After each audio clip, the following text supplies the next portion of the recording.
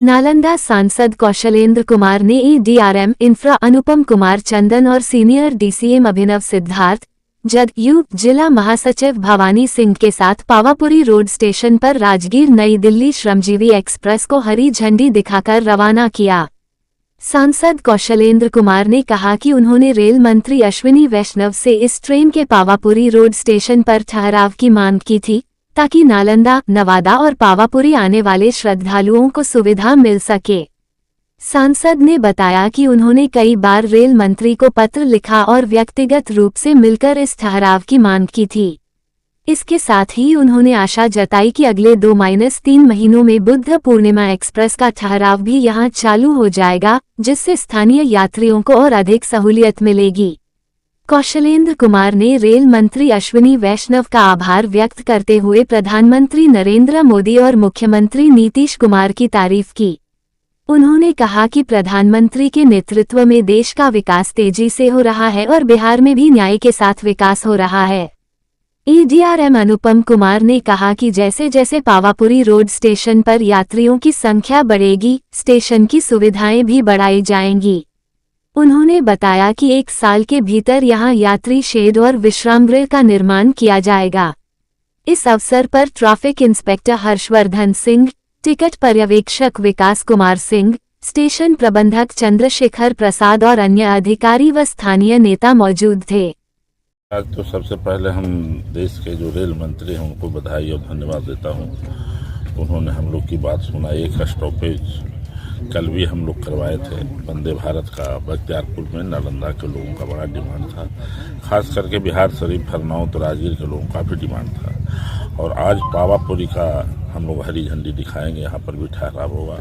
Covid के पहले यहाँ रुक रहा था, बीच में फिर रुका था, लेकिन अब अस्थायी रूप से आज से श्रमजीवी एक्सप्रेस रुकना शुरू हो जाएगी। और मैं समझता हूँ कि नालंदा से पूरा नवादा के लोगों को काफ़ी इससे राहत मिलेगा। सारे लोग चाहते हैं पावापुरी ही ट्रेन पकड़े, उनका भी राहत होगा। और जो चाहे यात्री के लिए कुछ कमी है उसके लिए भी हम लोग प्रयासरत हैं। और बिहार के मुख्यमंत्री जी को भी बधाई और धन्यवाद देता हूँ कि रेलवे को उन्होंने श्रमजीवी को ही राजगीर से चलाया था।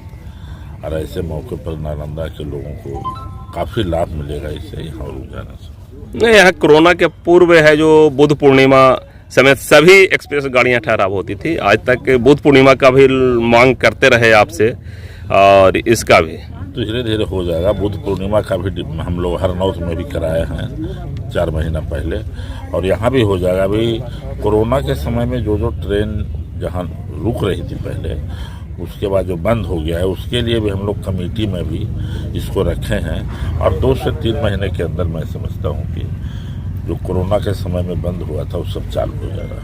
भाजपा के राष्ट्रीय प्रवक्ता गुरु प्रकाश पासवान ने नालंदा जिले में पार्टी कार्यालय में प्रेस वार्ता को संबोधित किया। उन्होंने कहा कि भारतीय जनता पार्टी भाजपा विश्व की सबसे बड़ी पार्टी है और प्रधानमंत्री नरेंद्र मोदी को तीसरी बार प्रधानमंत्री बनाकर जनता ने अभूतपूर्व जनादेश दिया है।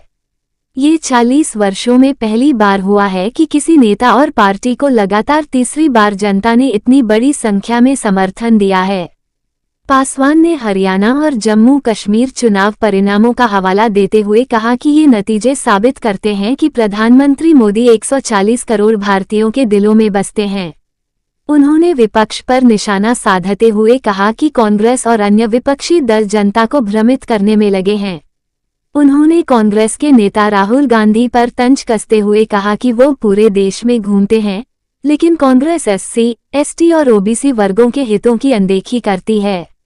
पासवान ने कहा कि भाजपा सबका साथ, सबका विकास, सबका विश्वास और सबका प्रयास के सिद्धांत पर काम करती है और पिछले 10 वर्षों में पार्टी ने अंतिम व्यक्ति के कल्याण के लिए ऐतिहासिक फैसले लिए हैं।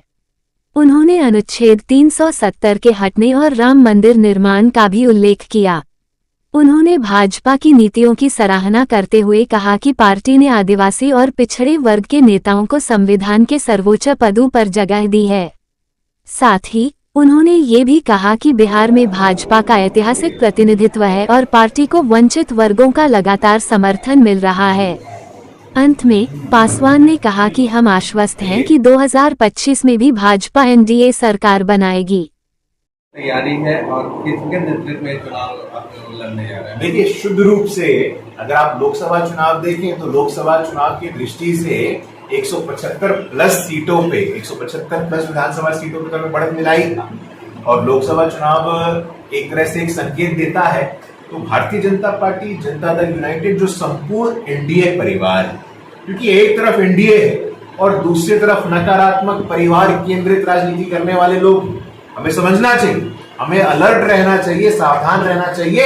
ऐसी ताकतों के साथ ये चोला ओढ़ते हैं, ये चोला ओढ़ते हैं सामाजिक न्याय का, लेकिन सत्ता में भागीदारी की बात होती है तो सर्वे सर्वा लालू जी, डिप्टी सीएम तेजस्वी, स्वास्थ्य मंत्री तेज प्रताप, राज्यसभा मीसा भारती, लोकसभा कौन लड़ेगा, दूसरी बेटी, विधान परिषद में नेता कौन बनेगा, तो राबड़ी देवी। अपने परिवार के आगे ये लोग देखने में अक्षम होते हैं। लेकिन भारतीय जनता पार्टी को जब मौका मिलता है तो संविधान के सर्वोच्च स्थान पे एक आदिवासी की बेटी जाती है। भारतीय जनता पार्टी को मौका मिलता है तो प्रधानमंत्री भी अति पिछड़ी जाति से आते हैं, सामान्य परिवार में पैदा हुए लोग बनते हैं। आज ऐतिहासिक तौर पे बिहार में हमारा प्रतिनिधित्व देखिए आप, केंद्र सरकार के कैबिनेट में अनुसूचित जाति, अनुसूचित जनजाति, अन्य पिछड़ा वर्ग, महिलाओं का प्रतिनिधित्व देखिए आप। बाबा साहेब अम्बेडकर के बाद कोई दलित समाज का व्यक्ति अगर केंद्रीय कानून मंत्री बना है तो अर्जुन राम मेघवाल जी बने हैं। ऐसे तमाम उदाहरण हैं।